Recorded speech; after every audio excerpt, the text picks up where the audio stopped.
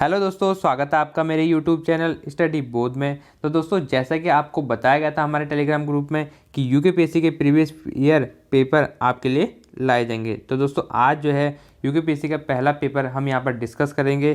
तो दोस्तों, सबसे पहले आपको ये जानना ज़रूरी है कि ये जो पेपर है हमारे लिए इम्पोर्टेंट है या नहीं है, ये वीडियो हमारे लिए इम्पोर्टेंट है या नहीं है, क्योंकि कुछ भी करने से पहले आपको उसके एडवांटेज और डिसएडवांटेज पता होना चाहिए। ठीक है, कि इससे हमें क्या लाभ होगा आने वाली परीक्षा में।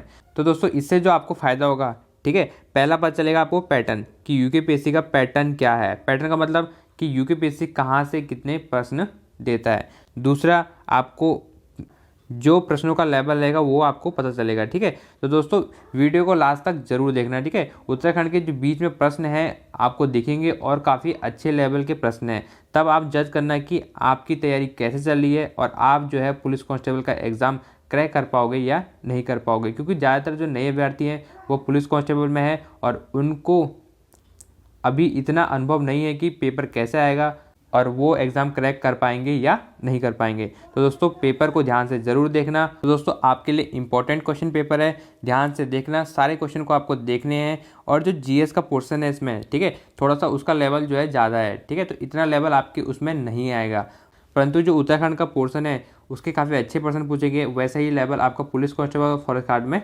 दिखेगा। तो दोस्तों, वीडियो को लास्ट तक जरूर देखना, आपके लिए महत्वपूर्ण है। और सबसे पहले वीडियो को कर दो लाइक। ठीक है, जो अभी तक जुड़ चुके हैं सबसे पहले वीडियो को लाइक कर दो और अपने दोस्तों के साथ वीडियो को शेयर करो। दोस्तों, आप वीडियो को शेयर जरूर करा करें। और अगर आपको ऐसे ही यूकेपीएससी के प्रीवियस ईयर क्वेश्चन पेपर और चाहिए तो कमेंट में ज़रूर बताना। ठीक है, आपके लिए पेपर लाया जाएगा अगर आप अपना अच्छा सपोर्ट इस वीडियो पे दिखाते हो। तो दोस्तों, चलते हैं पहले क्वेश्चन की तरफ, सीधे प्रश्न और उत्तर देखेंगे। तो दोस्तों, इसका पहला क्वेश्चन है, दुनिया का सबसे ऊंचा थिएटर अगस्त 2021 में शुरू किया गया। दोस्तों, काफ़ी इंपॉर्टेंट क्वेश्चन है, ये आपका करंट अफेयर्स का क्वेश्चन है। ठीक है, आप देख सकते हो कि करंट अफेयर्स कितनी इसमें पूछी गई है। ठीक है, आपको पता चल जाएगा। जिसने अभी तक नेशनल करंट अफेयर्स नहीं पढ़ी, हमारे चैनल पे जाके आप प्लेलिस्ट में जाना, तो वहाँ पर आपको नेशनल करंट अफेयर्स का फोल्डर मिलेगा। ठीक है, एक प्लेलिस्ट मिलेगी नेशनल करंट अफेयर्स 2022, तो वहाँ से आप 7 वीडियो हो चुकी है, आप उनको अच्छे से देख सकते हो। इंपॉर्टेंट करंट अफेयर्स है जो आपके आगामी परीक्षा में आ सकते हैं। तो दोस्तों, इसका पहला आंसर है कि दुनिया का सबसे ऊंचा थिएटर अगस्त 2021 में शुरू किया गया था। ठीक है, तो यह शुरू किया गया था लद्दाख में। तो ऑप्शन ए बिल्कुल सही हो जाएगा। ठीक है, आपका पेपर भी ऐसे ही आएगा, तो इसको ध्यान से देखना। ठीक है, नेक्स्ट है दोस्तों, निम्न में से किसको भंग नहीं किया जा सकता है और किंतु समाप्त किया जा सकता है। क्या पूछ रहा है आपसे कि निम्न में से किसको भंग नहीं किया जा सकता और किंतु समाप्त किया जा सकता है। ठीक है, उसे भंग नहीं किया जा सकता है परंतु उसे समाप्त किया जा सकता है। पहला ऑप्शन है राज्य की विधानसभा, दूसरा ऑप्शन है राज्य की विधान परिषद, तीसरा है राज्यसभा और चौथा है लोकसभा। ठीक है, तो दोस्तों, इसका सही आंसर हो जाएगा राज्य की विधानसभा। ठीक है, और जिसको सही उत्तर पता है कमेंट में जरूर बताएं।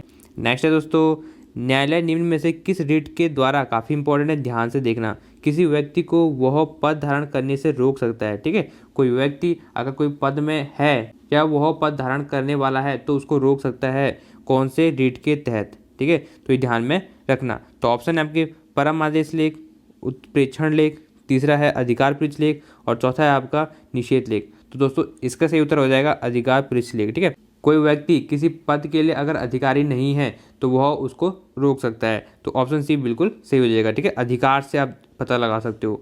नेक्स्ट है दोस्तों, फोर्थ क्वेश्चन, निम्नलिखित में से कौन सी एक नियामक संस्था है। ठीक है, कौन सी एक नियामक संस्था है, जल्दी से इसका आंसर दो जिसको इसका उत्तर पता है।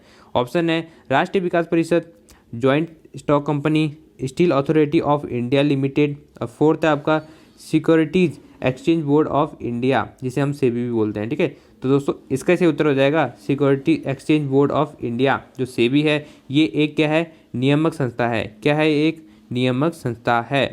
नेक्स्ट है दोस्तों, भारत के संविधान का कौन सा अनुच्छेद जिला नियोजन समिति का प्रावधान करता है। काफ़ी इंपॉर्टेंट है, ये इंपॉर्टेंट है दोस्तों, इसको थोड़ा सा स्टार लगा लेना। ठीक, आपकी परीक्षा में ये रिपीट हो सकता है। ठीक है, पुलिस कांस्टेबल वाले भी ध्यान में देखना। ठीक है, ये रिपीट हो सकता है, पॉलिटी का क्वेश्चन है, ध्यान से इसको देखना। ठीक है, पॉलिटी का ये।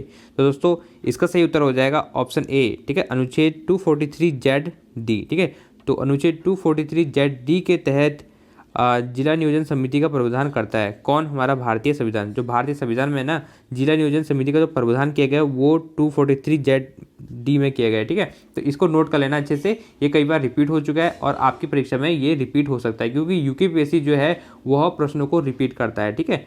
अच्छे खासे प्रश्न पूछेगा और उनको रिपीट भी करता है, तो यहीं से आपका 1 या 2 प्रश्न, इससे ज़्यादा भी प्रश्न यहीं से बन भी सकते हैं, ठीक है। तो आपको ध्यान में रखना है। नेक्स्ट है दोस्तों 124वां संवैधानिक संशोधन अधिनियम निम्न में से किससे संबंधित है? क्या पॉलिटी के देखो कितने सारे क्वेश्चन उसने पूछे हैं, तो इसलिए मैं आपसे बोलता हूँ कि पॉलिटी पे ज़्यादा फोकस करो। तो दोस्तों जो 124वां संवैधानिक संशोधन था यह था आर्थिक रूप से पिछड़े वर्गों के लिए, ठीक है। तो ऑप्शन डी इसका बिल्कुल सही हो जाएगा। तो दोस्तों जिसका उत्तर आपको पता है कमेंट में जरूर बताएं, ठीक है, जिसका उत्तर आपको आता है। और जिसने अभी तक वीडियो लाइक नहीं करी तो वीडियो को लाइक कर दो और चैनल को सब्सक्राइब भी कर दो, जो पहली बार हमारी वीडियो देख रहे हैं। नेक्स्ट है दोस्तों किस संवैधानिक संशोधन द्वारा 12वीं अनुसूची को भारतीय संविधान में सम्मिलित किया गया? दोस्तों काफ़ी इंपॉर्टेंट है, हमारे भारतीय संविधान में कितनी अनुसूची हैं? तो उसमें जो है आपकी 12 अनुसूची हैं, ठीक है, 12 अनुसूची हैं। तो 12 अनुसूची जो थी उसको किस संविधान में सम्मिलित किया गया था, मतलब किस संवैधानिक संशोधन द्वारा उसको सम्मिलित किया गया था? ऑप्शन है 71वां, 72वां, 73वां और 74वां। दोस्तों ऐसे ही आपको वो कंफ्यूज करता है, सारे क्लोज ऑप्शन देता है और आप उसमें क्या होते हैं, कंफ्यूज हो जाते हो, अच्छे से रिवीजन नहीं हो पाता आपका, इसलिए ऐसा होता है। दोस्तों इसका सही उत्तर हो जाएगा 74वां संविधान संशोधन, बिल्कुल इसे नोट कर लेना, ठीक है। जो हमारी 12वीं अनुसूची है ना वो नगर के लिए है, नगर नियोजन, ठीक है, किसके लिए है? नगर व्यवस्था के लिए, नगर पालिका जो होती है उसके लिए दिया गया हमारा कौन सा 12वीं अनुसूची में प्रावधान किया गया है उसका, और 74वां संविधान संशोधन द्वारा, ठीक है। और ईयर पूछेगा तो आपसे 92 से लेकर 93 तक करना, ठीक है, 92 से 93 आएगा, ये आपका ईयर आएगा, ठीक है। और दोस्तों अगर पूछेगा कि 11वीं सूची में क्या है, तो 11वीं सूची में जो आपका है वो है ग्रामीण व्यवस्था देखिए, ठीक है, ग्राम पंचायतों के बारे में लिखा है, ग्रामीण व्यवस्था के बारे में बता रखी है, ठीक है। ये ध्यान में रखना 73वां संविधान संशोधन द्वारा, ठीक है, वो उसके लिए 73वां संविधान संशोधन है। नेक्स्ट है दोस्तों भारत का नियंत्रक एवं महालेखक परीक्षक अपना वार्षिक प्रतिवेदन प्रस्तुत करता है। दोस्तों काफ़ी इंपॉर्टेंट है, बिल्कुल इसे स्टार लगा लेना, ठीक है, कि जो भारत का नियंत्रक होता है एवं महालेखा परीक्षक होता है ना वो अपना वार्षिक प्रतिवेदन प्रस्तुत करता है। तो दोस्तों ये काफ़ी इंपॉर्टेंट है। ऑप्शन है भारत के राष्ट्रपति, केंद्रीय वित्त मंत्री, भारत की संसद, भारत के प्रधानमंत्री को। जल्दी से इसका उत्तर बताओ, आपसे उम्मीद है कि आप इसका उत्तर सही दोगे। तो दोस्तों इसका सही उत्तर है ऑप्शन ए, ठीक है, भारत के राष्ट्रपति को देता है अपनी रिपोर्ट। कौन? हमारा भारत का नियंत्रक और महालेखा परीक्षक, ठीक है, बिल्कुल इसे नोट करना, ये पॉइंट काफ़ी इंपॉर्टेंट, ठीक है, यहाँ से यूकेपीएससी हमेशा प्रश्न देता है। और दोस्तों जो राष्ट्रपति है इसके बाद ये रिपोर्ट जो है अपने दोनों सदनों में जारी करता है, ठीक है, इसके बाद जो राष्ट्रपति है वो दोनों सदनों में से प्रस्तुत करता है। कौन? राष्ट्रपति। ये राष्ट्रपति को देगा रिपोर्ट और राष्ट्रपति दोनों सदनों में देगा। नेक्स्ट है दोस्तों जीएसटी परिषद का अध्यक्ष होता है। दोस्तों काफ़ी इंपॉर्टेंट है, बिल्कुल इसे ध्यान में रखना कि जो जीएसटी परिषद है उसका अध्यक्ष कौन होता है, ठीक है। तो दोस्तों इसका अध्यक्ष होता है केंद्रीय वित्त मंत्री, जो हमारा वित्त मंत्री है वह जीएसटी परिषद का अध्यक्ष होता है।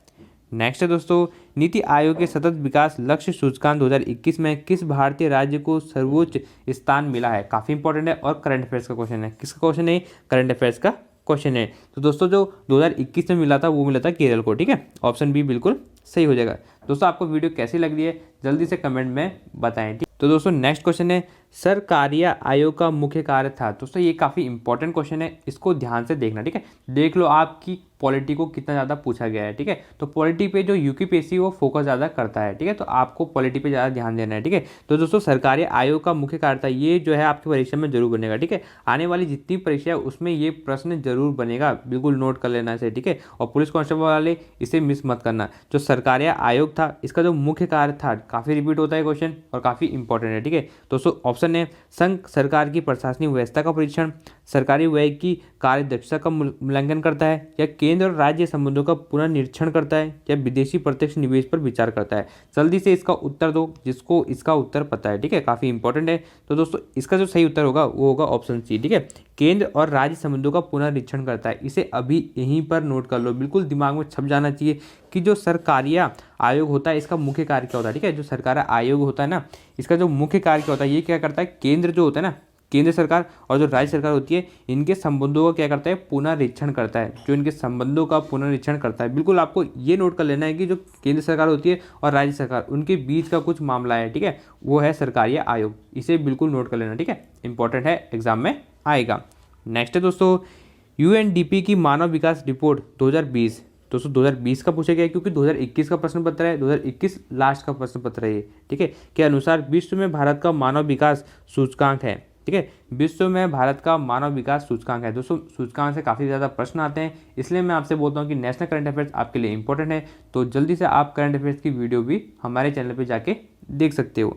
तो दोस्तों इसका सही उत्तर हो जाएगा ऑप्शन डी, ठीक है। 131 था 2020 में। तो दोस्तों जो करंट अफेयर्स के प्रश्न है ये अब नहीं आएंगे क्योंकि करंट अफेयर्स 2020 और 21 की पूछी गई है, ठीक है। अब जो है 2022 की करंट अफेयर्स आएगी या 2021 के जो दिसंबर और नवंबर की आ सकती है, बट आपको जनवरी से ज़्यादा फोकस करना है, ठीक है, अक्टूबर तक।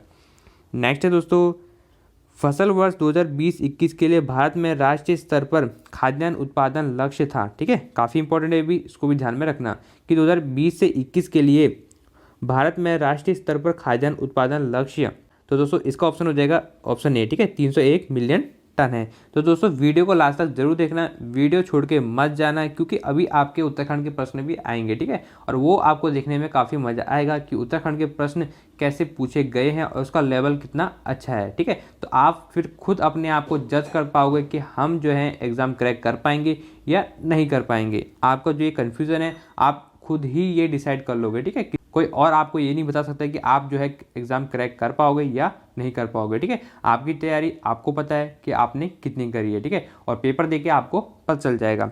नेक्स्ट है दोस्तों, खुले बाजार की क्रियाएं निम्न में से किस नीति की विशेषता हैं, ठीक है। ऑप्शन है आपके राजस्व नीति, राजकोषीय नीति, मौद्रिक नीति और श्रम नीति, ठीक है। तो दोस्तों इसका सही उत्तर हो जाएगा मौद्रिक नीति। काफ़ी इंपॉर्टेंट है दोस्तों, ये मौद्रिक नीति वाला प्रश्न ना काफ़ी बार पूछा जाता है। अगर इको से कोई भी प्रश्न आएगा तो मौद्रिक नीति जरूर पढ़ के जाना, ठीक है। यहीं से आपका प्रश्न बना देता है आयोग हमारा। तो आपको ध्यान में रखना है कि खुले बाजार की जो क्रियाएं होती है किससे संबंधित होती है, मौद्रिक नीति से संबंधित होती है। तो दोस्तों आपको यहाँ से प्रश्न को ध्यान से भी देखना है, ठीक है। यहाँ से भी आपके प्रश्न फंसेंगे तो आप यहीं पर इसे अच्छे से ध्यान से देखो, आपको एग्जाम में ये याद आ जाएगा, ठीक है। जो मौद्रिक नीति है इसका संबंध किससे, खुले बाजार की क्रियाएं क्या है, खुले बाजार की क्रियाओं का संबंध किससे होता है, मौद्रिक नीति से होता है।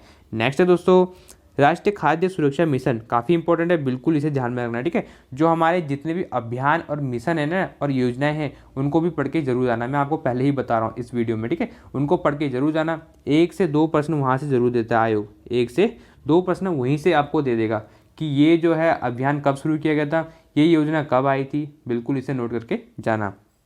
तो दोस्तों यहाँ पर ही पूछा गया कि राष्ट्रीय खाद्य सुरक्षा जो मिशन है यह कब शुरू किया गया था। तो दोस्तों इसका उत्तर जल्दी से बताओ जिसको इसका उत्तर पता है। ऑप्शन है आपके 2007 से लेकर 8, 2004 से लेकर 5, 2002 से 3 और 2000 से लेकर 1 तक। तो दोस्तों इसका सही उत्तर हो जाएगा 2007 से लेकर 8 में राष्ट्रीय खाद्य सुरक्षा मिशन को शुरू किया गया था। नेक्स्ट है दोस्तों, तेंदुलकर प्रविधि के आधार पर वर्ष 2011 और 12 के लिए भारत की गरीबी दर थी। दोस्तों ये काफ़ी इंपॉर्टेंट है, ईगो का प्रश्न है, किसका प्रश्न है, इकोनॉमिक्स का प्रश्न है, ठीक है। तेंदुलकर प्रवृत्ति के आधार पर 2011 और 12 के लिए भारत की गरीबी दर क्या थी। तो दोस्तों इसका सही उत्तर हो जाएगा 21.92, ठीक है। तो ऑप्शन डी बिल्कुल सही बैठ रहा है यहाँ पर कि 21.92% जो थी 2011 और 12 में तेंदुलकर प्रवृत्ति के आधार पर भारत की गरीबी दर थी। क्या थी, भारत की गरीबी दर थी, ठीक है। वीडियो को ध्यान से देखना, प्रश्न यहाँ से भी रिपीट होंगे, ठीक है, तो गौर से देखना वीडियो को। नेक्स्ट है दोस्तों, निम्न में से सर्वोत्तम श्रेणी का कोयला कौन सा है, ठीक है। ये काफ़ी इंपॉर्टेंट है दोस्तों, मैं अभी आपको बता रहा हूँ कि बिल्कुल इसे स्टार लगा लेना, ठीक है। इसे नोट कर सकते हो आप कि जो निम्न में से सर्वोत्तम श्रेणी का कोयला कौन सा है, काफ़ी बार रिपीट होता है और यूकेपीएससी इसको जरूर देता है, ठीक है। सर्वोत्तम श्रेणी का कोयला कौन सा है, तो दोस्तों इसका सही उत्तर हो जाएगा ऑप्शन सी, ठीक है, एंथ्रासाइट। एंथ्रासाइट जो है आपका वह सर्वोत्तम श्रेणी का कोयला है, बिल्कुल इसे नोट कर लो। सर्वोत्तम श्रेणी का कोयला कौन सा है, वो है आपका एंथ्रासाइट है, ठीक है, एंथ्रासाइट है। बिटवीन्स मत करना, आपने ये नाम सुना होगा, आप इसे गलत करके आओगे, ठीक है। और लिग्नाइट भी मत करना, ये नाम भी आपने सुना होगा, आप इसको नहीं पढ़ते हो इसलिए ये गलत करके आ जाते हो, बट सही करना है आपको एंथ्रासाइट, ठीक है, एंथ्रासाइट। नेक्स्ट है दोस्तों, निम्न में से कपास की फसल के लिए उत्पादन हेतु कौन सी मिट्टी सर्वाधिक उपयुक्त है, बिल्कुल इसे नोट कर लो, ठीक है, स्टार लगा लो इसे, बिल्कुल। अगर जियोग्राफी से प्रश्न बनता है, प्रश्न तो दोस्तों जरूर बनेगा, मिट्टी से भर के जाना, ठीक है, वहां से एक प्रश्न जरूर देगा। तो दोस्तों ये पूछता है कि कपास की खेती के लिए, ठीक है, ये आपको कैसे याद करना है मैं आपको बताऊंगा। कपास की खेती के लिए कौन सी मिट्टी सर्वाधिक उपयुक्त है, कपास बोला ना, जो कपास आपने देखा होगा उसकी खेती होती है, तो उसकी खेती के लिए कौन सा मिट्टी उपयुक्त होती है। तो दोस्तों ऑप्शन है आपके लाल मिट्टी, काली मिट्टी, बलुई मिट्टी और जलोढ़ मिट्टी, ठीक है। जल्दी से इसका उत्तर बताओ, आपसे उम्मीद है कि आप इसका उत्तर सही बताओगे, ठीक है। तो इसका जल्दी से उत्तर बताओ, आपको अच्छी तैयारी करते हो गया समय, तो इसका आंसर जरूर आना चाहिए। तो दोस्तों इसका जो सही उत्तर है वो है काली मिट्टी, ठीक है। काली मिट्टी को ही क्या बोलते हैं, कपास के लिए उपयुक्त होती है, ठीक है। बिल्कुल से ध्यान में रखना, कौ से कपास और कौ से काली मिट्टी, ऐसे आप उसको ध्यान सकते हो, ठीक है। ये आपको ध्यान में आ जाएगा, कौ से कपास और कौ से काली मिट्टी जो है वह किसके लिए उपयुक्त होती है, कपास के लिए उपयुक्त होती है। नेक्स्ट है दोस्तों, जनगणना 2011 के अनुसार भारत की साक्षरता दर है। दोस्तों ये काफ़ी इंपॉर्टेंट है, ऐसे प्रश्न जरूर देगा, ठीक है। आप इससे पहले ही ध्यान रख लो, ऐसे प्रश्न जरूर देगा यूकेपीएससी कि 2011 के अनुसार भारत की साक्षरता दर कितनी है, ठीक है। तो दोस्तों इसका सही उत्तर हो जाएगा 74.04%, ठीक है। काफ़ी मज़ेदार प्रश्न है, जो प्रश्न हमको आता है और वही पेपर में आता है तो हमारे चेहरे पे खुशी ही अलग होती है, ठीक है। तो आपको पेपर करने में काफ़ी मज़ा आ रहा होगा। तो आपका इसमें स्कोर कितना बैठ रहा है वो भी जरूर बताना, ठीक है। इसको आपको देखना है कि आपके इसमें कितने प्रश्न सही हो रहे हैं और लास्ट में अपना स्कोर भी जरूर बताना। आपको काफ़ी मज़ा आएगा कि हमारी तैयारी कैसे चल रही है। नेक्स्ट है दोस्तों, मुख्य केंद्रीय छेप पृथक करता है। ये काफ़ी इंपॉर्टेंट है, इसको ध्यान से देखना। जो मुख्य केंद्रीय छेप होता है वो पृथक करता है, ठीक है। मुख्य केंद्रीय जो छेप होता है वो पृथक करता है। ऑप्शन आपके गंगा मैदान और शिवालिक पहाड़ियाँ, लघु हिमालय और शिवालिक पहाड़ियाँ, बृहद हिमालय और लघु हिमालय, तिब्बत पठार और बृहद हिमालय, ठीक है। तो दोस्तों ये जो है ऑप्शन सी बिल्कुल सही हो जाएगा, ठीक है। बृहद हिमालय और लघु हिमालय को क्या करता है, अलग मुख्य केंद्रीय छेप अलग करता है, ठीक है। ये ध्यान में रखना। और दोस्तों ये जो प्रश्न है इंपॉर्टेंट है, ठीक है। उत्तराखंड में ये प्रश्न जरूर बनेगा। नेक्स्ट है दोस्तों, निम्न में से कौन सी संवैधानिक संस्था है, ठीक है। क्या पूछा आपसे कि निम्न में से कौन सी संवैधानिक संस्था है, ठीक है। संवैधानिक संस्था मतलब जिसका उल्लेख या प्रावधान संविधान में किया गया है, मतलब पहले से ही उसका जो प्रावधान है वो संविधान में किया गया है, उसको बोलते हैं संवैधानिक संस्था, ठीक है। ऐसी बहुत सारी संस्थाएं हैं जिनका जो प्रावधान है वो संविधान में नहीं किया गया है, बट है कि वह भी एक आयोग है, वह भी एक संस्था है, ठीक है। तो दोस्तों ऑप्शन है आपके विश्वविद्यालय अनुदान आयोग। तो दोस्तों इसका जो प्रावधान है वह संविधान में कहीं भी नहीं किया गया है। ऑप्शन है भारतीय प्रतिस्पर्धा आयोग, इसका भी कहीं पर भी जिक्र नहीं किया गया है। नेक्स्ट है दोस्तों आपका भारत का निर्वाचन आयोग। दोस्तों ऑप्शन सी बिल्कुल सही बैठ रहा है यहाँ पर, ठीक है। जो भारत का निर्वाचन आयोग है इसका संविधान में उल्लेख किया गया है। कौन से उसमें किया गया है, भाग 15 में, ठीक है। बिल्कुल इसे नोट कर लेना, भाग 15 में इसका उल्लेख किया गया है। ये प्रश्न बनेगा। और कौन सा अनुच्छेद तक, 324 से लेकर 329 तक, ठीक है। भारत का निर्वाचन आयोग जो हमारे चुनाव कराते हैं उसके लिए एक आयोग है और इसका प्रावधान कहाँ किया गया है, हमारे संविधान में किया गया है, भारत का निर्वाचन आयोग। दोस्तों ऐसे ही प्रश्न जरूर देता है, ठीक है। तो इस टाइप के प्रश्न आपको पढ़ने हैं। नेक्स्ट है दोस्तों, किस नदी के मुहाने पर एलियाबेट द्वीप स्थित है, ठीक है। काफी इंपॉर्टेंट है, किस नदी के मुहाने पर एलियाबेट द्वीप स्थित है। ऑप्शन है आपके गोदावरी, कावेरी, नर्मदा या ताप्ती। जल्दी से इसका उत्तर बताओ भाई, जिसको इसका उत्तर पता है। कौन यहाँ पर जो विद्वान है जो हमारी वीडियो देख रहा है, जल्दी से बताओ कि इसका सही उत्तर क्या होगा। जो एलियाबेट द्वीप है वो कहाँ पर स्थित है। तो दोस्तों इसका सही उत्तर हो जाएगा नर्मदा, ठीक है। नर्मदा नदी पर एलियाबेट द्वीप स्थित है, आपको ध्यान में रखना है। नेक्स्ट है दोस्तों, जनगणना 2011 के अनुसार भारत की प्रति 1000 पुरुष महिलाओं की संख्या है। काफ़ी इंपॉर्टेंट है, बिल्कुल आपको इसे नोट करना है, ठीक है। तो 2011 के अनुसार भारत में प्रति 1000 पुरुष पर महिलाओं की संख्या कितनी है, ठीक है। या आपसे ऐसा ही पूछ सकता है कि भारत का लिंगानुपात कितना है, ये भी इंपॉर्टेंट है। लिंगानुपात कैसे निकालते हैं, जो 1000 पुरुष में, ठीक है, 1000 पुरुष में महिलाओं की संख्या कितनी है, तो वो जो होता है लिंगानुपात होता है, ठीक है। आपको ये नोट करना है। तो दोस्तों जो भारत का जो लिंगानुपात है वो है 943। कितना है, 943 है। परंतु यहाँ पर देखो 943 नहीं दिया है, ठीक है। पेपर में ऑप्शन थोड़ा सा गलत दे दिया है, यहाँ पर 943 नहीं है, ठीक है। परंतु हम क्या सही मानेंगे, 940, जो उसके बिल्कुल करीब है। 940 यहाँ पर सही होगा। अगर आयोग जो है ऐसे प्रश्न देता है और उनमें से कोई भी उत्तर सही नहीं होता है तो वह प्रश्न ही डिलीट कर देता है। यूकेपीएससी काफ़ी इसमें अच्छा काम करता है कि वह प्रश्न ही डिलीट कर देता है और बहुत कम चांस होते हैं कि यूकेपीएससी के जो प्रश्न हैं वह गलत जाएं। 1 से 2 ज़्यादा से ज़्यादा, ठीक है। 1 से 2 ही प्रश्न इसमें क्या होता है, गलत जाते हैं और उनको भी यह डिलीट कर देता है, ठीक है। बिल्कुल इसे अच्छे से ध्यान में रखना। तो दोस्तों नेक्स्ट है, निम्न में से कौन सा जोड़ा सही नहीं है, ठीक है। यह आपको ध्यान में रखना है। थोड़ा सा इसमें ऑप्शन में थोड़ा सा गलती है तो आपको मैं सही उत्तर यहाँ पर बताऊंगा। तो पहला जो है पंजाब हिमालय क्या है, सिंधु और सतलज नदियों के मध्य। ये काफ़ी इंपॉर्टेंट है और बिल्कुल सही है। जो पंजाब हिमालय है वो सिंधु और सतलज के बीच में है, ठीक है। नेक्स्ट है कुमाऊं हिमालय यमुना और काली नदियों के बीच में, ठीक है। जो कुमाऊं हिमालय है ना के बीच में पड़ता है, वो पड़ता है सतलज के, सतलज और काली के बीच में। तो यहाँ पर सतलज आना था और काली यहाँ पर बिल्कुल सही है। और जो नेक्स्ट है नेपाल हिमालय रावी और तीस्ता, ठीक है। तो दोस्तों यहाँ पर रावी नहीं आएगा, यहाँ पर जो आएगा आपका काली नदी आएगा। क्या आएगा यहाँ पर, काली नदी आएगा, ठीक है। ये होगा। और ऑप्शन जो डी है वो भी बिल्कुल सही है। तो दोस्तों आपको बताना है कौन सा जोड़ा सही नहीं है। मतलब यहाँ पर जो 5 नदियाँ हैं ऐसे, ठीक है। ये जो 5 नदियाँ हैं इनके बीच में क्या होता है, ये हिमालय पड़ते हैं। जैसे हो जाए पंजाब हिमालय, तो पंजाब हिमालय हमारे यहाँ पड़ता है, कुमाऊँ हिमालय हमारे यहाँ पड़ता है, नेपाल हिमालय हमारे यहाँ पड़ता है और असम हिमालय हमारा यहाँ पड़ता है। ठीक है, आपको इसे ऐसे ही याद करना है। जो सिंधु नदी है वो यहाँ बहती है, ये जो नदी है ना, ये नदी है सिंधु नदी यहाँ पर होगी, ठीक। फिर सतलज नदी आती है, ठीक है, ऐसा आपको नोट करना है। और उसके बाद आपकी आती है काली नदी, क्या आती है, काली नदी आती है, ठीक है। काली नदी के बाद जो आपकी आती है वो आती है तिस्ता, क्या आती है, तिस्ता आती है। और तिस्ता के लास्ट में क्या हो जाती है, ब्रह्मपुत्र आती है, ब्रह्मपुत्र आती है। तो इस तरीके से बनता है स्ट्रक्चर और इस तरीके से आपको याद करना है, बिल्कुल आसानी से याद हो जाएगा। ऐसे आपको नोट कर लो, जिसको नहीं आता तो ऐसे नोट कर लो, ठीक है। जो हमारी 5 नदी है, कितनी नदी है, 5 नदियों को आपको नोट करना है, 1 2 3 4 और 5, ठीक है।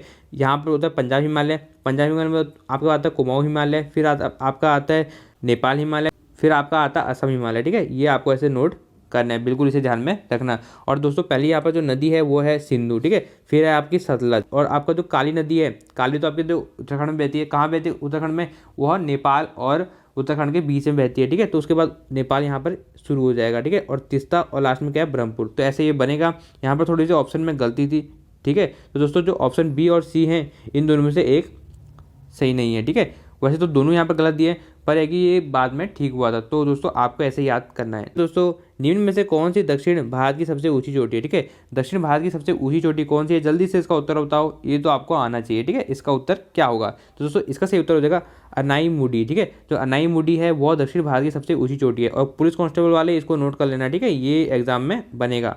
नेक्स्ट है दोस्तों, उत्तराखंड राज्य की सबसे ऊंची चोटी पर्वत क्या है। दोस्तों ये तो आपको बेसिक सा क्वेश्चन है, बिल्कुल आना चाहिए कि उत्तराखंड राज्य की सबसे ऊंची पर्वत चोटी कौन सी है, ठीक है। जल्दी उत्तर बताओ, जिसको भाई इसका उत्तर पता है, आई थिंक सबको इसका उत्तर पता होगा, जो एग्जाम की तैयारी कर रहा है, इतना तो आपसे बनता है कि ये उत्तर आपको आना चाहिए। दोस्तों इसका सही उत्तर हो जाएगा नंदा देवी। नेक्स्ट है दोस्तों, उत्तराखंड राज्य में निम्नलिखित में से किस जिले का भौगोलिक क्षेत्रफल सबसे अधिक है, ठीक है। किस जिले का भौगोलिक क्षेत्रफल सबसे अधिक है, इसमें क्या बोला गया, निम्नलिखित में से, मतलब जो दिए हैं नीचे उनमें से बताना आपको, ठीक है। तो ये आपको याद में होना चाहिए। तो दोस्तों इसका सही उत्तर हो जाएगा ऑप्शन बी, ठीक है। ऑप्शन बी बिल्कुल सही हो जाएगा। उत्तरकाशी जो है सेकंड नंबर पे जिला है, चमोली यहाँ पर नहीं दिया तो कौन सा हो जाएगा सही, उत्तरकाशी सही हो जाएगा। और थर्ड नंबर पे हमारा कौन सा आता है, पिथौरागढ़ आता है, ठीक है। ये आप 3 क्रम आपको याद होने चाहिए। नेक्स्ट है दोस्तों, अलकनंदा की कौन सी सहायक नदी कर्णप्रयाग में मिलती है, ठीक है। कर्णप्रयाग में कौन सी नदी मिलती है अलकनंदा से, बिल्कुल इसे नोट कर लेना, ठीक है, ये इंपॉर्टेंट है। तो दोस्तों इसका सही उत्तर हो जाएगा पिंडर, ठीक है। पिंडर जो है कहाँ मिलती है, कर्णप्रयाग में मिलती है, ये नोट कर लेना।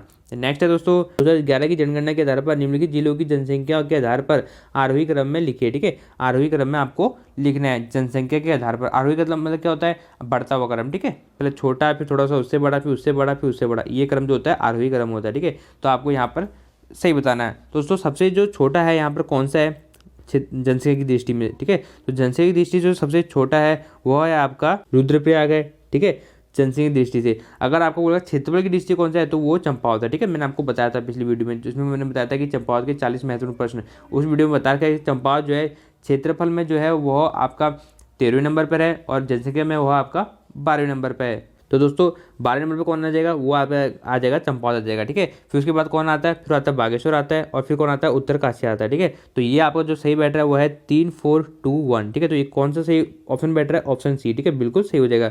जनसंख्या के आधार पर आरोही क्रम में, ठीक है। आप इसको ऐसे ही नोट करना है, ठीक है। और जितने भी जो जिलों के क्रम है जनसंख्या के आधार पर और आपके क्षेत्रफल के आधार पर, वो आपको अच्छे से याद होने चाहिए, ठीक है। ये पक्का एग्जाम में आते हैं। नेक्स्ट है दोस्तों, 2001 से लेकर 11 के दशक में उत्तराखंड में जनसंख्या वृद्धि दर रही है, ठीक है। 2001 से लेकर 11 के दशक में उत्तराखंड में जनसंख्या वृद्धि दर रही है। मतलब आपसे क्या पूछ रहा है, 10 के वृद्धि दर बोला है। 10 के वृद्धि दर का मतलब क्या होता है, 10 साल में कितनी वृद्धि हुई, सिंपल सी बात है, 10 साल में कितनी वृद्धि हुई, तो वही आपसे यहाँ पर पूछ रहा है। 25.10, 22.50, 19.17 और 9.47। तो दोस्तों जो इसका सही उत्तर है वो है आपका 18.81%। क्या है, 18.81% जो है वो इसका सही उत्तर है कि इसका जनसंख्या वृद्धि दर का, ठीक है। परंतु यहाँ पर सही नहीं दिया गया है, तो आपको जो है उसके करीब वाला कौन सा है, 19.17, ठीक है, इसको ही सही उत्तर मानना है। वैसे तो ऐसा प्रश्न डिलीट हो जाता है, आपको घबराने की जरूरत नहीं है, ठीक है। नेक्स्ट है दोस्तों, उत्तराखंड का सर्वाधिक नगरीकृत जिला है। दोस्तों काफ़ी इंपॉर्टेंट है, जल्दी से इसका उत्तर बताओ, जिसको इसका उत्तर पता होना चाहिए, ठीक। ऑप्शन है आपके देहरादून, नैनीताल, हरिद्वार या अल्मोड़ा। तो दोस्तों इसका सही उत्तर हो जाएगा देहरादून। नेक्स्ट है दोस्तों, माता टीला बहुउद्देशीय परियोजना निम्न में से किस नदी पर स्थित है। काफ़ी इंपॉर्टेंट है दोस्तों, मैंने आपसे क्या बोला था कि परियोजना से हमेशा प्रश्न आते हैं, ठीक है, तो इसे जरूर नोट करना। माता टीला बहुउद्देशीय परियोजना, ठीक है, माता टीला जो बहुउद्देशीय परियोजना है किस नदी पर स्थित है। ऑप्शन है रिहंद पे, महानदी, बेतवा या यमुना। तो दोस्तों इसका सही उत्तर हो जाएगा बेतवा, ठीक है, ऑप्शन बिल्कुल सी बिल्कुल सही हो जाएगा। ठीक है दोस्तों, आप इसको ऐसे याद कर सकते हो, देखो माता टीला क्या है, माता क्या आ रहा है उसमें, माता आ रहा है ना, ठीक है, और इसमें क्या आ रहा है बेतवा, बेतवा से आप क्या लगा सकते हो बेटा, बेटा, तो माता और बेटा इसको आप ऐसे ही याद कर सकते हो, ठीक है, मातवा, माता टीला और बेतवा, ठीक है, बेटवा, तो ऐसे आप इसे याद कर सकते हो।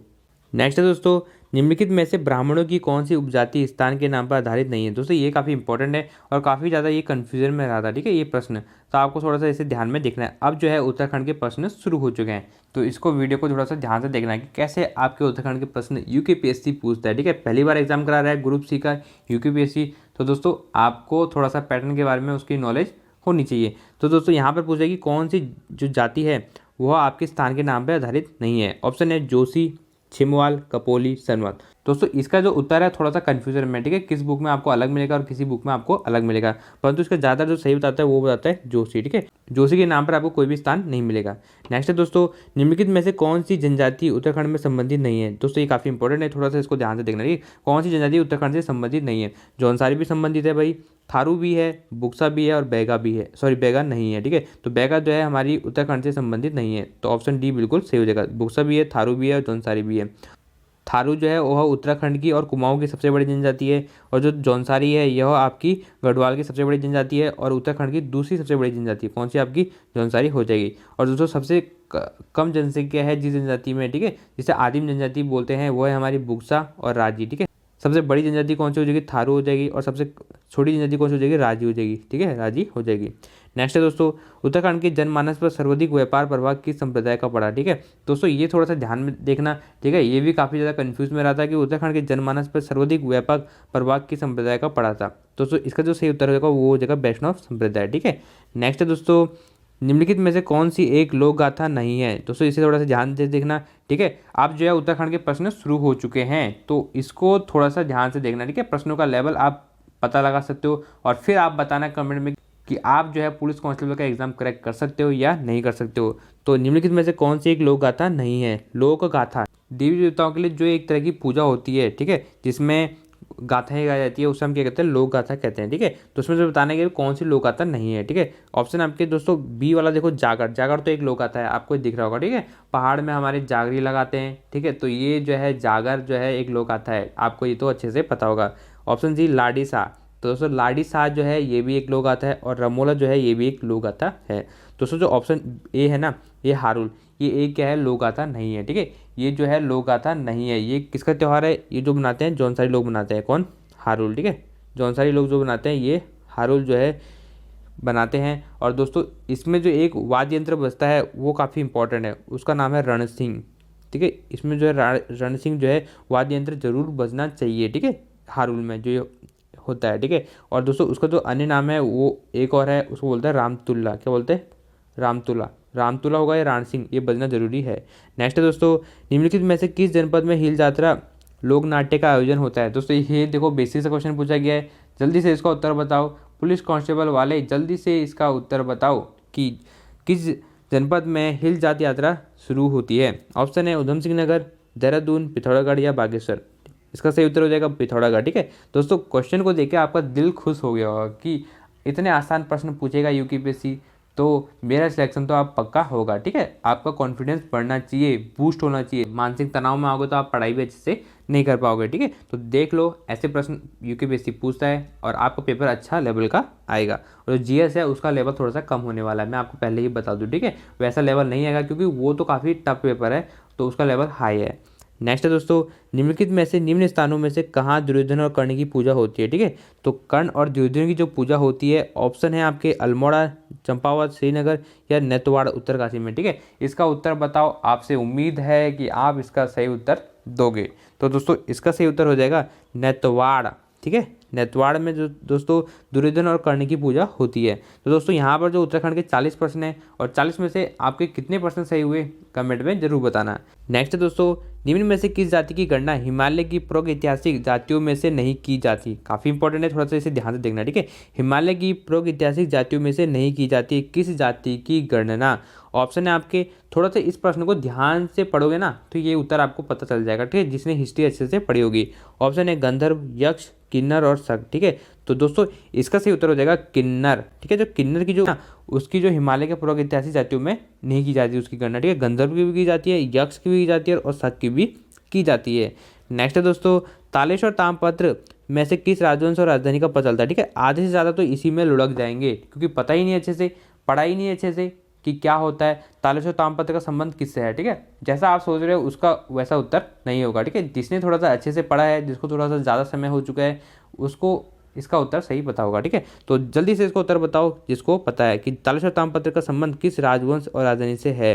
तो दोस्तों इसका सही उत्तर हो जाएगा पौरव वंश और उसकी राजधानी से पता चलता है, ठीक है। पौरव वंश और उसकी राजधानी जो ब्रह्मपुर थी उसका पता चलता है तालेश्वर ताम्रपत्र से। ये इंपॉर्टेंट है, थोड़ा सा इसको ध्यान से देखना, ठीक है, क्योंकि इसमें बच्चे कंफ्यूज होते हैं। आप सब सोचते हो कि इसका तो संबंध कत्यूरी वंश से था, कत्यूरी वंश में बहुत सारे तालेश्वर ताम्रपत्र मिले।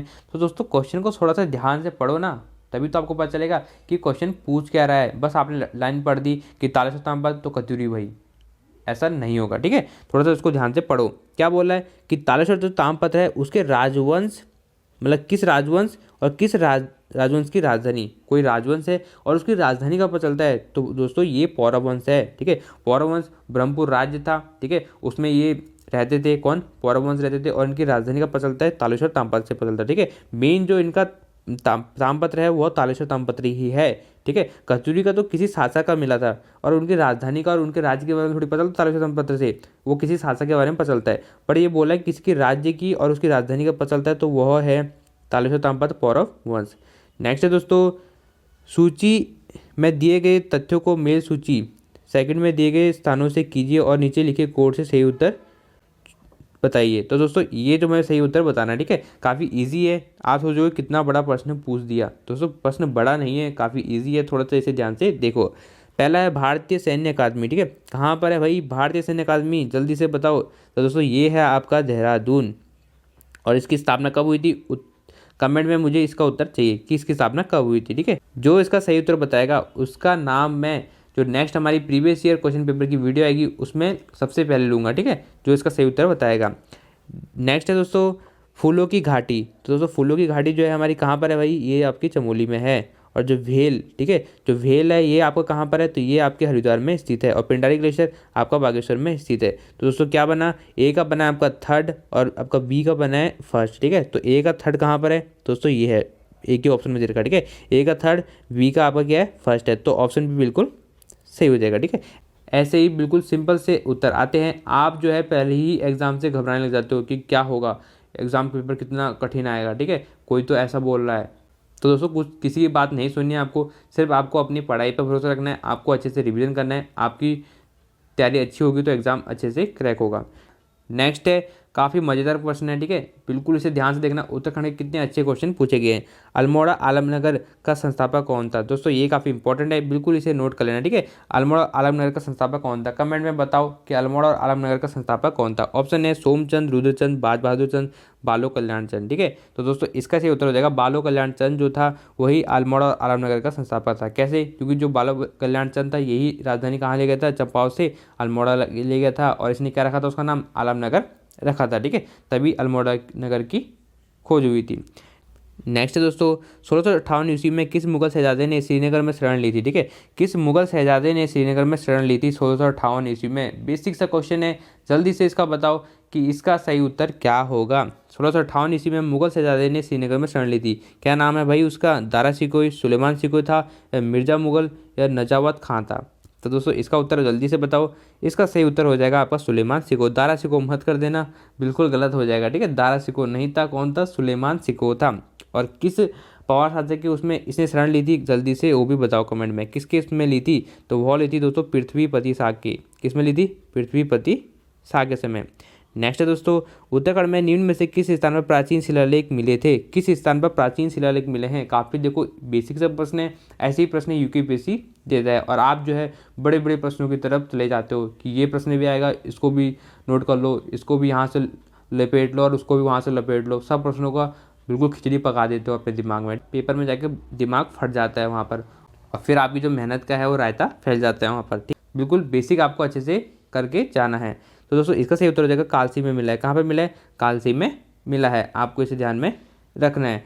नेक्स्ट है दोस्तों, कुमायूं राज्य के चंदुवंश का अंतिम शासक कौन था? ठीक है, कुमायूं राज्य के चंदुवंश का अंतिम शासक कौन था? इंपॉर्टेंट है और बेसिक सा है, जल्दी से इसका उत्तर बताओ। तो दोस्तों यूपीएससी ऐसे प्रश्न देता है, प्रश्नों को देखकर आपका दिल खुश हो गया होगा। ठीक है, तो इसलिए वीडियो को लाइक कर दे और चैनल को सब्सक्राइब कर दे जो पहली बार हमारी वीडियो देख रहा है। तो दोस्तों कुमाऊं राज्य का जो चंद्रवंश का अंतिम शासक था वो था आपका महेंद्र चंद। ठीक है, और कुछ जो महान होंगे हमारे विद्वान और विदुषी जो होंगे वो मोहन चंद कर देंगे। ठीक है, मोहन चंद मत कर देना, क्या है इसका? महेंद्र चंद है। ठीक है, नेक्स्ट है दोस्तों, गूढ़ भूमि का अर्थ है। ठीक है, जो गूढ़ भूमि होती है इसका अर्थ क्या है? दोस्तों ये इंपॉर्टेंट है और बेसिक सा क्वेश्चन है, जल्दी से इसका बताओ कि गूढ़ भूमि का अर्थ क्या होता है। ठीक है, तो दोस्तों इसका सही उत्तर हो जाएगा मंदिर को प्रदत्त भूमि। ठीक है, जो मंदिर के लिए भूमि दी जाती है उसे हम क्या कहते हैं? गूढ़ भूमि कहते हैं। नेक्स्ट है दोस्तों, हिमालयन डिस्ट्रिक्ट के लेखक कौन है? ठीक है, हिमालयन डिस्ट्रिक्ट्स के लेखक कौन है? बेसिक सा प्रश्न है। सबसे पहले जो पुस्तक पढ़ते हो आप, सबसे जो ऊपर नाम आता है कि हिमालयन डिस्ट्रिक्ट्स के लेखक कौन है, तो दोस्तों ये इसका सही उत्तर हो जाएगा एटकिंसन। ठीक है, ऑप्शन बी बिल्कुल सही हो जाएगा। नेक्स्ट है दोस्तों, उत्तराखंड शासन की वीर चंद्र सिंह गढ़वाली योजना निम्न में से किससे क्षेत्र से संबंधित है? ठीक है, वीर चंद्र सिंह गढ़वाली जो योजना है किससे संबंधित है? जल्दी बताओ दोस्तों, ऑप्शन आपको नजर आ रहे होंगे, तो इसका सही उत्तर बताओ। तो दोस्तों इसका सही उत्तर हो जाएगा ऑप्शन बी, पर्यटन से संबंधित है। कौन सी? वीर चंद्र सिंह गढ़वाली योजना। दोस्तों योजना से हमेशा प्रश्न पूछता है, हमारा भारत की योजना भी पूछ सकता है और आपको राज्य की योजना भी पूछ सकता है। नेक्स्ट है दोस्तों, उत्तराखंड आर्थिक सर्वेक्षण के अनुसार उत्तराखंड के निम्न में से किस जनपद की प्रति व्यक्ति आय 2016-17 में सर्वाधिक रही? दोस्तों 2016-17 का पूछ लिया। ठीक है, थोड़ा सा इसे ध्यान में रखना कि 2018-19 के अनुसार उत्तराखंड के किस जनपद की जो प्रति व्यक्ति आय है सबसे ज़्यादा रही थी। ठीक है, ऑप्शन है उधम सिंह नगर, देहरादून, हरिद्वार या नैनीताल। तो दोस्तों इसका सही उत्तर हो जाएगा देहरादून। ठीक है, ऑप्शन बी बिल्कुल सही हो जाएगा। नेक्स्ट है दोस्तों, कौन सा युग्म सुमेलित नहीं है? ऑप्शन है खिरसू पौड़ी गढ़वाल, बिल्कुल राइट है। नेक्स्ट है ओली चमोली, बिल्कुल सही है। नेक्स्ट है कौसानी पिथौरागढ़, ये यहाँ पर गलत हो गया। कौसानी कहाँ है आपका? बागेश्वर में है। ठीक है, और जो फोर्थ वाला है शीतला खेत अल्मोड़ा, ये भी बिल्कुल सही है। नेक्स्ट है दोस्तों, भौगोलिक क्षेत्रफल की दृष्टि से उत्तराखंड राज्य भारतीय राज्यों में किस स्थान पर है? दोस्तों बेसिक सा क्वेश्चन है, बिल्कुल आपको ध्यान में आ गया होगा। ठीक है, बेसिक सा क्वेश्चन है कि कौन से स्थान पर है, 19वें, 16वें, 15वें, 22वें। ठीक है, तो दोस्तों इसका सही उत्तर हो जाएगा 19वें। ठीक है, कौन से स्थान पर है? 19वें स्थान पर है। नेक्स्ट है दोस्तों, उत्तराखंड राज्य का लिंगानुपात कितना है? देखो भारत का भी पूछा गया था और यहाँ पर उत्तराखंड का भी पूछ लिया गया, तो ऐसे प्रश्न जरूर पढ़ के जाना। तो दोस्तों जो हमारा उत्तराखंड राज्य का लिंगानुपात है वह है आपका 963। ठीक है, तो ऑप्शन भी बिल्कुल सही हो जाएगा। नेक्स्ट है दोस्तों, नीचे दिए गए नामों में से उस नेपाली राजा का नाम इंगित कीजिए जिसने 12वीं सदी के अंत में खस देश, केदार भूमि और दाना भूतल प्रदेश पर राज्य किया था। थोड़ा सा अच्छे लेवल का क्वेश्चन है दोस्तों यहाँ पर। ठीक है, ऐसे आप डरना नहीं है, एग्जामिनर अच्छे लेवल के जरूर पूछता है। ठीक है, नहीं तो सब जो है टॉप कर जाएंगे, यहाँ पर 100 में से 100 ले जाएंगे। ठीक है, फिर किसको सिलेक्शन दिया जाएगा? तो इसलिए कुछ प्रश्न जो है ऐसे देते हैं जो बहुत कम बच्चे करके आ जाए। ठीक है, तो इसलिए आपको घबराने की जरूरत नहीं है। ऐसे प्रश्नों को आप अगर छोड़ भी दोगे ना तो आपका कोई भी फर्क पड़ने वाला नहीं है। तो दोस्तों ये इसका तो सही उत्तर हो जाएगा ऑप्शन ए, बिल्कुल सही हो जाएगा। ठीक है, अशोक चल जो था इसी ने क्या किया था? 12वीं सदी के अंत में खस देश, केदार भूमि और दाना भूतल प्रदेश पर राज्य किया था। नेक्स्ट है दोस्तों, चिपको आंदोलन कहाँ से शुरू हुआ? बेसिक सा प्रश्न है कि चिपको आंदोलन भाई कहाँ से शुरू हुआ? जल्दी से इसका सही उत्तर बताओ कि चिपको आंदोलन आपका कहाँ से हुआ? तो दोस्तों इसका सही उत्तर हो जाएगा चमोली से शुरू हुआ था। नेक्स्ट है दोस्तों, उत्तराखंड में सर्वाधिक और न्यूनतम जनसंख्या वाले जनपद हैं, सबसे ज़्यादा और सबसे कम जनसंख्या वाले जनपद कौन से हैं? तो दोस्तों सबसे ज़्यादा जनसंख्या कहाँ पर है? हरिद्वार में है, और सबसे कम कहाँ है? रुद्रप्रयाग में। तो ऑप्शन ए यहाँ का बिल्कुल सही बैठ जाता है। नेक्स्ट है दोस्तों, भारत की कृषि विश्वविद्यालय की स्थापना पंतनगर में हुई थी। दोस्तों ये काफ़ी इंपॉर्टेंट है, थोड़ा सा इसको स्टार लगा लेना। ठीक है, पंतनगर में कृषि विश्वविद्यालय की स्थापना कब हुई थी? ऑप्शन है 17 नवंबर 1962, 17 नवंबर 1960, 17 नवंबर 1965 और 17 नवंबर 1964। ऐसे ही आपको क्लोज ऑप्शन देता है जिससे आप गलत करके आ जाते हो। जल्दी से इसका उत्तर बताओ। तो दोस्तों इसका सही उत्तर हो जाएगा ऑप्शन बी, 17 नवंबर 1960 को कृषि विश्वविद्यालय की स्थापना की गई थी। थोड़ा सा इसको ध्यान में रखना, क्या की गई थी? कृषि विश्वविद्यालय की स्थापना की गई थी। और इसका नाम कब परिवर्तित कर दिया था? मतलब जो इसका नाम जो था वह गोविंद वल्लभ पंत कृषि विश्वविद्यालय कब रखा गया था? जल्दी से इसका उत्तर बताओ। ठीक है, इसका उत्तर मुझे कमेंट में मिलना चाहिए। नेक्स्ट है दोस्तों, उत्तराखंड राज्य के अस्तित्व में आने के बाद प्रथम बार राष्ट्रपति शासन कब लगाया गया था? ये काफ़ी इंपॉर्टेंट है और इसको थोड़ी सी डेट जो है ना ध्यान में रखना कि कब जो है राष्ट्रपति शासन लगा था पहली बार। ऑप्शन है 18 मार्च 2019, 18 मार्च 2018, 27 मार्च 2016 और 22 अप्रैल 2016। ठीक है, तो दोस्तों इसका सही उत्तर हो जाएगा 27 मार्च 2016। ठीक है, यहाँ से आपका लगा था 3 मई तक लगा था। ठीक है, ये भी नोट कर लेना, बिल्कुल नोट करना, आपको ये प्रश्न बन सकता है। नेक्स्ट है दोस्तों, निम्न में से ब्रिटिश कुमाऊं के किस कमीशन ने पुलिस व्यवस्था के स्थान पर सामान्य पर्सन के लिए पटवारी व्यवस्था लागू की थी? ठीक है, तो पटवारी व्यवस्था किस कमिश्नर ने लागू की थी, ये पूछ रहा है आपसे। इसका उत्तर आपको पता होना चाहिए, बेसिक सा प्रश्न है। सबसे पहले आप यही पढ़ते हो कि पटवारी व्यवस्था किसने लागू की थी।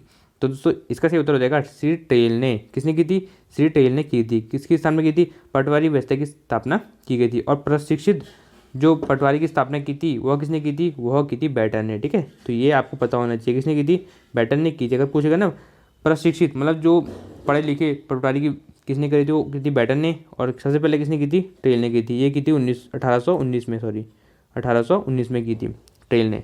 नेक्स्ट है दोस्तों, उत्तराखंड की विधानसभा में अनुसूचित जाति के प्रत्याशियों के लिए कितने स्थान आरक्षित किए गए हैं? ठीक है, तो अनुसूचित जातियों के लिए कितनी सीट दी गई है ये आपको बताना है। दोस्तों इसका सही उत्तर हो जाएगा ऑप्शन सी। ठीक है, 13 सीट जो है अनुसूचित जाति के लिए, 2 हमारी किसके लिए?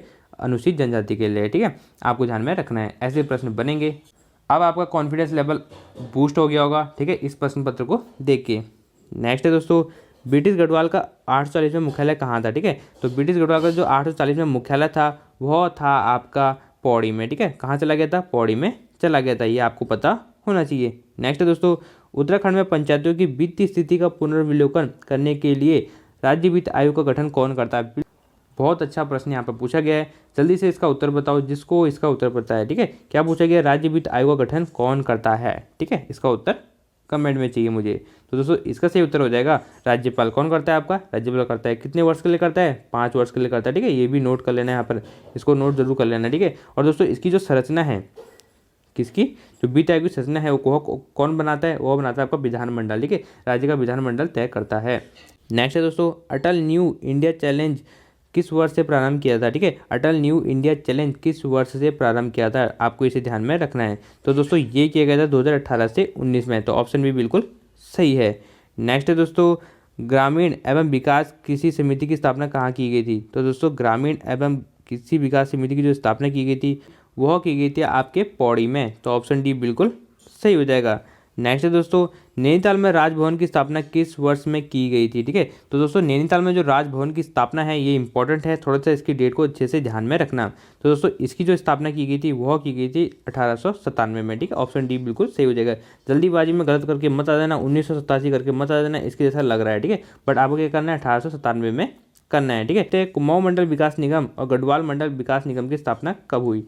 जल्दी से इसका उत्तर बताओ जिसको इसका उत्तर पता है कि कब हुई थी।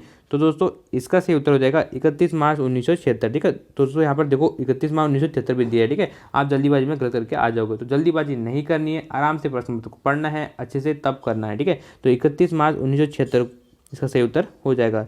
नेक्स्ट है दोस्तों, 2011 की जनगणना के अनुसार उत्तराखंड राज्य की कुल जनसंख्या में अनुसूचित जाति का प्रतिशत, क्या पूछ रहे हैं आपसे?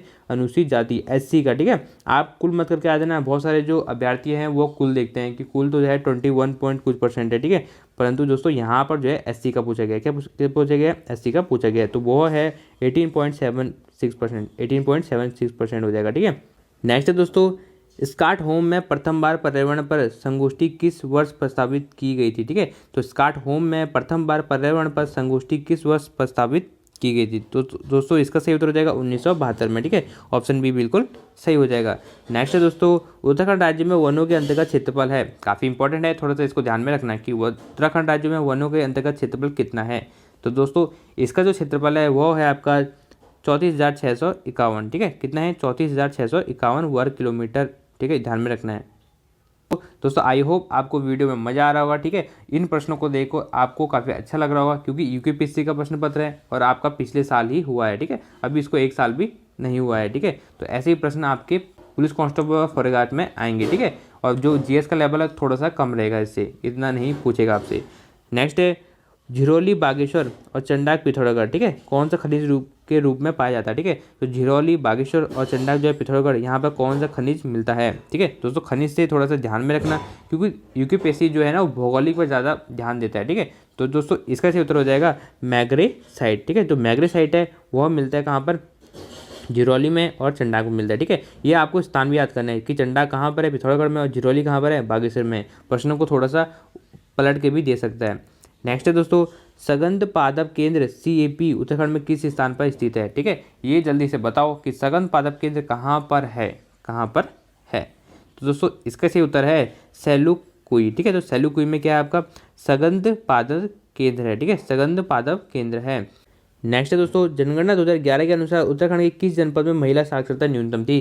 ठीक है, महिला साक्षरता न्यूनतम कहाँ पर थी, जल्दी से इसका उत्तर बताओ जिसको इसका उत्तर पता है कि महिला साक्षरता कहाँ पर न्यूनतम थी। ऑप्शन है उधम सिंह नगर, टिहरी गढ़वाल, उत्तरकाशी या देहरादून। ठीक है, तो दोस्तों इसका सही उत्तर है उत्तरकाशी। ठीक है, उत्तरकाशी में क्या है आपका महिला साक्षरता न्यूनतम है, ध्यान में रखना। नेक्स्ट है दोस्तों, हिमालय के लिए उत्तराखंड आजीविका सुधार प्रोजेक्ट ULIPH ठीक है संबंधित किया जाता है। तो दोस्तों जो उत्तराखंड आजीविका सुधार प्रोजेक्ट है ये आपका संबंध है ऑप्शन ए उत्तराखंड ग्राम्य विकास समिति द्वारा। किसके द्वारा संबंध है, उत्तराखंड ग्राम विकास समिति द्वारा इसका संबंध है। किसका, उत्तराखंड आजीविका सुधार प्रोजेक्ट। ठीक है, इसे थोड़ा सा इंपॉर्टेंट कर लेना, एग्जाम में रिपीट होगा। नेक्स्ट है दोस्तों, सूची फर्स्ट में दिए गए तथ्यों का मेल सूची सेकंड में दिए गए स्थानों से कीजिए और नीचे दिए गए कोड से सही उत्तर बताइए। ठीक है, ऐसे प्रश्न भी जरूर देते हैं तो आपको थोड़ा सा ध्यान में रखना है। ठीक है, पहला है अधिकतम क्षेत्रफल वाला जिला, जल्दी से इसका उत्तर बताओ कि क्या होगा, अधिकतम क्षेत्रफल वाला जिला कौन है इसमें से। तो दोस्तों इसमें से जो है वो है आपका उत्तरकाशी। ठीक है, तो पहले का हो जाएगा थर्ड। नेक्स्ट है न्यूनतम क्षेत्रफल वाला जिला, मैंने आपको बताया था कौन है, वो है आपका चंपावत, ऑप्शन फोर्थ। थर्ड है अधिकतम जनसंख्या वाला जिला, सबसे ज़्यादा जनसंख्या कहाँ है, वो हरिद्वार में। और सब अधिकतम साक्षरता वाला जिला कहाँ है, तो वो है आपका देहरादून। तो ये दोस्तों क्या बन रहा है, तो फर्स्ट का बन रहा है आपका थर्ड, सेकंड का बन रहा है आपका फोर्थ। तो देखो दोस्तों यहाँ पर ऑप्शन में देखना है कि फर्स्ट का थर्ड कहाँ पर बनना है, ये दोनों में बनना है। ठीक है, ऐसे आपको वहीं पर करना है। दूसरा सेकंड का फोर्थ कहाँ बनना है, तो सेकंड का जब फोर्थ बना है तो ऑप्शन सी में बनना है। ठीक है, ऑप्शन को दिख रहा होगा तो ऑप्शन सी बिल्कुल सही हो जाएगा। नेक्स्ट है दोस्तों, सारे नहीं करने, अगर आपके दो भी सही हो जाता है तो आपको ऑप्शन मिल जाएगा। नेक्स्ट है दोस्तों, निम्नलिखित में से किस मद उत्तराखंड राज्य सकल घरेलू उत्पाद के आकलन में 2019-20 के दौरान प्राथमिक क्षेत्र में सम्मिलित नहीं था। ठीक है, तो दोस्तों आपसे पूछा गया कि सकल घरेलू उत्पाद किसका, उत्तराखंड का जो था 2019-20 के दौरान प्राथमिक क्षेत्र में क्या सम्मिलित नहीं था। ठीक है, पशुपालन, वानिकी एवं लठ बनाना, खनन एवं उत्खनन या ऑप्शन डी इनमें से कोई नहीं। तो दोस्तों इसका जो सही उत्तर है ऑप्शन डी है। नेक्स्ट है दोस्तों, उत्तराखंड सरकार द्वारा किस तिथि से किसान प्रोत्साहन पेंशन योजना प्रारंभ की गई। मैंने आपसे क्या बोला था कि योजना से हमेशा प्रश्न आते हैं तो आपको उसे ध्यान में रखना है कि किस तिथि से किसान प्रोत्साहन पेंशन योजना शुरू की गई थी। ठीक है, आपको इसे ध्यान में रखना है, बिल्कुल इसे अच्छे से नोट कर लेना। तो दोस्तों इसका सही उत्तर है 15 अगस्त 2014 को। ठीक दोस्तों, जो प्रश्न का उत्तर आता है मैंने आपसे क्या बोला कि कमेंट में जरूर बताएं। ठीक है, इससे आपका रिवीजन होगा और आपको जल्दी से सोचने की क्षमता बढ़ेगी और आप पेपर में भी फिर अच्छा प्रदर्शन करके आओगे। तो दोस्तों यहाँ पर जो है आपके बायोलॉजी के प्रश्न हैं जो बिल्कुल एग्जाम में नहीं आते। ठीक है, ये हमारा आउट ऑफ सिलेबस है तो इसको हमें नहीं पढ़ना है। ठीक है, प्रसिद्ध समाचार पत्र इंडियन ओपिनियन किसके द्वारा प्रारंभ किया गया था। ठीक है, तो दोस्तों यहाँ से आपके जो है हिस्ट्री के प्रश्न, आधुनिक इतिहास के प्रश्न शुरू हो चुके हैं। ठीक है, तो दोस्तों इंडियन ओपिनियन अखबार किसने शुरू किया था। ठीक है, जिसने इसका उत्तर अच्छे से पढ़ा होगा तो बिल्कुल सही उत्तर देगा। क्या है इसका सही उत्तर होगा, जल्दी से बताओ। ठीक है, तो दोस्तों इसका सही उत्तर है मोहनदास करमचंद गांधी ने क्या दिया था, इंडियन ओपिनियन अखबार शुरू किया था। ठीक है, बिल्कुल इसे नोट कर लेना। नेक्स्ट है शिक्षा की वर्धा योजना किसके द्वारा प्रस्तावित की थी। ठीक है, दोस्तों ये भी काफ़ी इंपॉर्टेंट है कि शिक्षा की वर्धा योजना किसके द्वारा प्रस्तावित की गई थी। ठीक है, आपके ऑप्शन है डॉक्टर राधाकृष्णन, DS कोठरी, W.H. हंटर या महात्मा गांधी। तो दोस्तों इसका जो सही उत्तर हो जाएगा महात्मा गांधी ही हो जाएगा। शिक्षा की वर्धा योजना किसने शुरू किया था, महात्मा गांधी ने ही शुरू किया गया था। तो दोस्तों ये आपका बायोलॉजी क्वेश्चन है, इसको हम नहीं करेंगे। एग्जाम नज़दीक है इसलिए वीडियो को ध्यान से जरूर देखें, यहीं से आपका कोई ना कोई प्रश्न बन जाएगा। नेक्स्ट है A.O. ह्यूम की जीवनी लेखक कौन था जो बाद में इंडियन नेशनल कांग्रेस का अध्यक्ष बना। ठीक है, तो A.O. ह्यूम का जीवनी लेखक कौन था। ठीक है, किसने इनकी जीवनी लिखी थी, A.O. ह्यूम की। ठीक है, ये भी आपको नोट करना है। ठीक है, और ये क्या थे, हमारे कांग्रेस के संस्थापक थे। कौन थे, A.O. ह्यूम। इन्हें कांग्रेस का पिता भी कहा जाता है। ठीक है, और कांग्रेस की स्थापना कब हुई थी, जल्दी से भाई उत्तर बताओ, कांग्रेस की स्थापना कब हुई थी। तो दोस्तों उसकी हुई थी 28 दिसंबर 1885 को। कब हुई थी, 28 दिसंबर 1885 को हुई थी। ठीक है, 85 को हुई थी। ठीक है, इसका सही उत्तर हो जाएगा विलियम वेडवर्न हो जाएगा। ठीक है, A.O. ह्यूम के जीवनी लेखक थे, कौन थे? विलियम वेडवर्न थे। नेक्स्ट है दोस्तों, तीन कटिया अनुबंध किस आंदोलन से संबंधित है? इंपॉर्टेंट है, गांधी जी के जो सारे आंदोलन हैं उनको अच्छे से पढ़ लेना। तीन कटिया आंदोलन किससे संबंधित है? तो दोस्तों इसका सही उत्तर हो जाएगा ऑप्शन ए। ठीक है, चंपारण सत्याग्रह से, बिल्कुल सही हो जाएगा।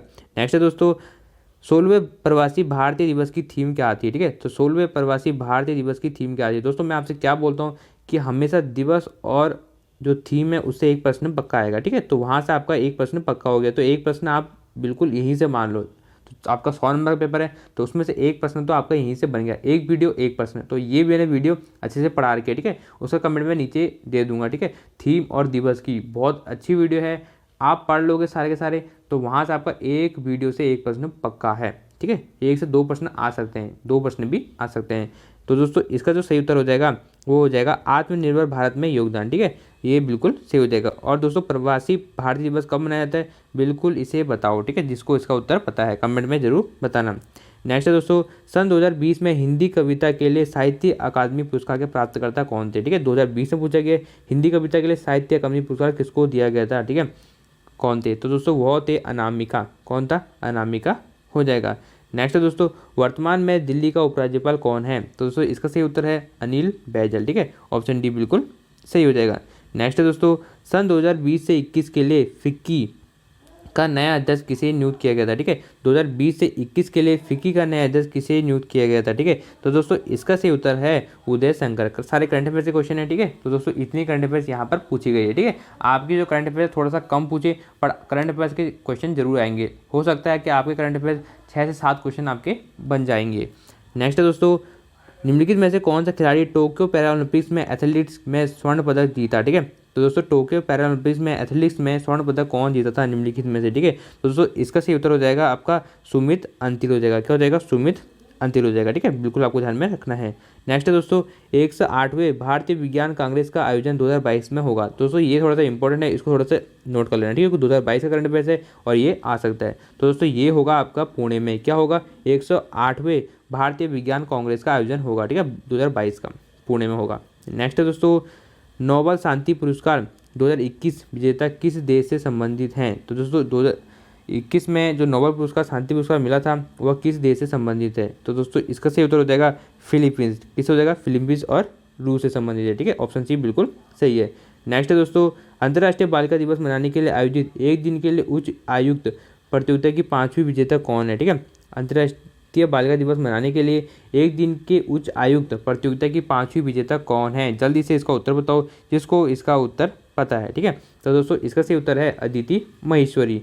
नेक्स्ट है दोस्तों, भारत में विद्युत तार का जनक किसे माना गया है? दोस्तों ये तो आपको पता होना चाहिए, जल्दी से इसका उत्तर बताओ कि विद्युत तार का जनक किसे माना जाता है। जल्दी से भाई इसका उत्तर बताओ। ठीक है, आपका उत्तर का इंतजार हो रहा है, जल्दी से बताओ। तो दोस्तों इसका सही उत्तर हो जाएगा लॉर्ड डलहौजी। ठीक है, ऑप्शन सी बिल्कुल सही हो जाएगा। वही जो है विद्युत तार के जनक, रेलवे के जनक, डाक सेवा के जनक, इन्हीं को माना जाता है। किसको? लॉर्ड डलहौजी को माना जाता है। तो दोस्तों ये थे आपके 100 प्रश्न। ठीक है, जो यूकेपीएससी ने पूछे गए थे अपने विगत परीक्षाओं में। ठीक है, काफ़ी महत्वपूर्ण है सारे सारे प्रश्न। ठीक है, यहाँ पर सबको डिस्कस किया गया अच्छे से, और आपका उत्तराखंड के प्रश्नों को देखकर काफ़ी ज़्यादा आपका दिल खुश हो गया होगा कि ऐसे प्रश्न पूछेगा तो हमारा सिलेक्शन तो पक्का होगा। तो दोस्तों ऐसे ही प्रश्न एग्जाम में पूछे जाते हैं। ठीक है, और आप जो है तनाव लेके इन प्रश्नों को भी गलत कर देते हो। और मैं आपको पहले बता रहा हूँ कि पुलिस कांस्टेबल और फॉरेस्ट गार्ड में जो जीएस का पोर्शन है वो इतना हाई नहीं आएगा। ठीक है, इससे कम लेवल आएगा। ठीक है, तो आपको घबराने की जरूरत नहीं है, अपनी पढ़ाई अच्छे से करते रहो और वीडियो को लाइक जरूर कर दें। तो वीडियो अगर आपको अच्छी लगी तो वीडियो को लाइक कर दें, चैनल को सब्सक्राइब कर दें और कमेंट में अपनी राय जरूर दें। आगे और ऐसे ही प्रश्न पत्रों को हल करना है। तो दोस्तों मिलते हैं नेक्स्ट वीडियो में, तब तक के लिए नमस्कार। और दोस्तों हमारे चैनल पे 10 प्रैक्टिस सेट ठीक है अवेलेबल हैं, तो आप उन्हें जाके कर सकते हैं और हमारे टेलीग्राम ग्रुप से भी जुड़ जाए जिसमें आपको उनकी पीडीएफ मिलेगी। ठीक है, 10 प्रैक्टिस सेट करे हैं तो अच्छे से उनको देखिए, आपको फोल्डर मिलेगा उत्तराखंड प्रैक्टिस सेट 2022। ठीक है, तो उनको अच्छे से करना, सारे प्रैक्टिस सेट लगाओ। आपके कितने नंबर आ रहे हैं कमेंट में अपने नंबर भी जरूर शेयर करना, इससे आपको रिविजन होगा। अगर कोई भी टॉपिक अगर आपको नहीं आता तो वीडियो में मैंने अच्छे से उस टॉपिक को डिस्कस किया है, तो आपके लिए अति महत्वपूर्ण प्रैक्टिस सेट है। ठीक है, तो सबको देखना। ठीक है, आप जाके देख सकते हैं और करंट अफेयर्स की क्लासेस भी हमारे चैनल से करें। ठीक है, कुछ क्लासेस हमने उत्तराखंड की भी दे रखी है करंट अफेयर, और नेशनल और इंटरनेशनल करंट अफेयर्स की क्लासेस भी हैं, तो आप जाके उन्हें देख सकते हैं। और हमारे जीएस के टॉपिक वाइज एमसीक्यू कर रखे हैं, जिसने अभी तक जीएस का अपना सिलेबस कंप्लीट नहीं किया तो एमसीक्यू के थ्रू आप टॉपिक को कवर कर सकते हो। ठीक है, क्योंकि समय कम बचा है, आप ऐसे ही अपनी पढ़ाई करें।